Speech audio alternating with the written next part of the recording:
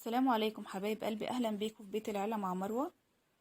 يلا بقى نشوف مقادير الفراخ التندوري. معانا هنا 5 فصوص توم مطحونين، ودي التوابل بتاعتي توابل تندوري وشطه وبابريكا وملح وفلفل وكمون، ودي علبه زبادي وطبعا لون احمر.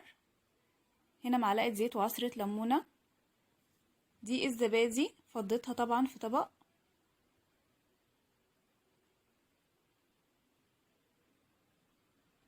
دي كده اللي هتبقى التتبيله بتاعه الفراخ التندوري اللي الفرخه هتشربها، تتبل فيها. ده اللي هيدينا الطعم ويدينا الطعم التندوري. وادي دي التوم بتاعي، ودي التوابل بتاعتي برضو اللي انا هنزل بيها.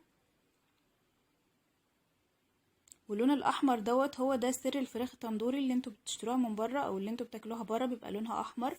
هو ده السر، ان هما بيحطوا سنة لون احمر.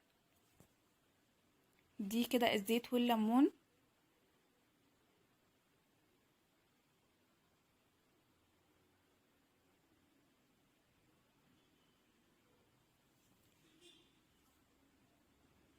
طبعا بقى دلوقتي هحط فيها الفراخ، وهسيب الفراخ تتبل في التتبيله دي بتاع ساعتين 3. بس انا بصراحه سبتها اكتر من كده، علشان كده لما انا ولعت على الفراخ ما خدتش معايا وقت خالص. وبصراحه كمان انا ما دخلتهاش الفرن، يعني هي استوت، حطيتها في الصينيه واستوت معايا على البوتاجاز عادي خالص. بس انا غطيت الصينيه بتاعتي بورق فويل عشان تبخر معايا وتستوي برضو بسرعه. وحطيت لها كمان كوبايه ميه.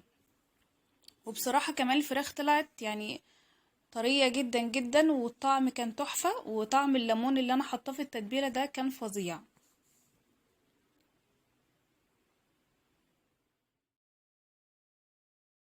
طبعا الفراخ بالذات اللي انت هتحطيها في التتبيلة لازم تبقي مفتحاها من عند الصدر كده بالسكينة، ومن عند الوركة بالسكينة، علشان تشرب معاكي تتبيلة وتبقى برضو مستوية. يعني بعد ما تحطيها في الفرن ما تلاقيهاش نية ولا حاجة، لأ، بس انت لازم تفتحيها علشان لما تطلعيها معاكي تلاقيها مستوية خالص، ميبقاش فيها اي حاجة. وهتشرب معاكي كمان من التتبيلة كويس جدا.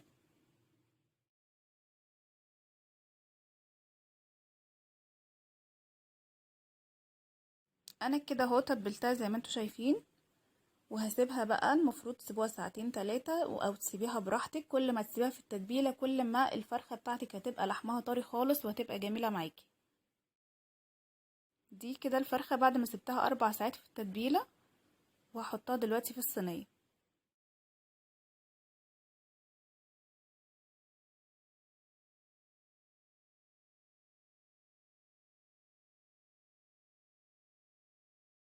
اهو كده حطيتها في الصينيه زي ما انتوا شايفين. ونسيت ان انا احط كمان كوبايه الميه قدامكم، بس انا حطيت كوبايه ميه وغطيتها بالفويل وما دخلتهاش الفرن. يعني هي الفراخ بتاعتي اصلا كانت صغيره. هنا بقى معايا الرز، توابل كبسة وكاري وملح.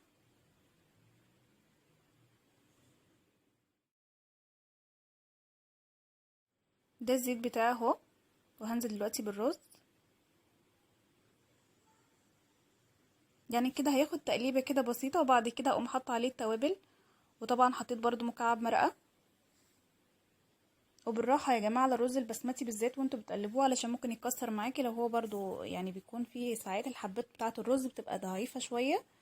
فتبقي بالراحة عليه وانتي بتقلبيه علشان ما يتكسرش معاكي.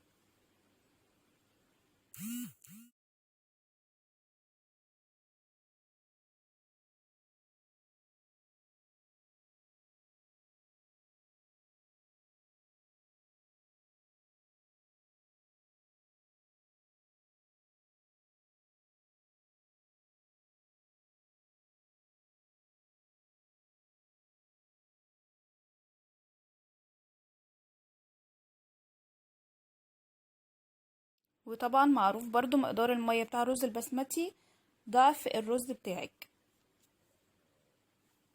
ادي كده الفراخ بتاعتي بعد ما استوت.